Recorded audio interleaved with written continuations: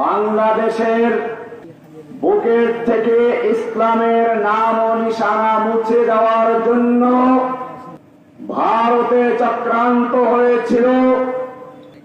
আমি যখন দেওবন্দের ছাত্র,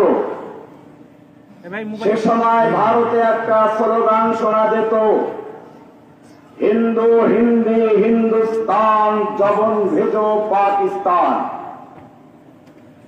गो हमारी माता है तुम उसको खाता है, तुमको चाहिए पाकिस्तान या भेजेंगे कब्रिस्तान।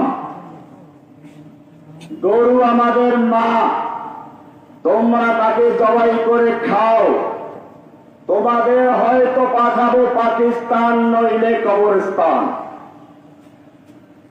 এই পরিকল্পনা নিয়ে ভারতে মুসলিমদের ঐতিহ্যবাহী বাবরি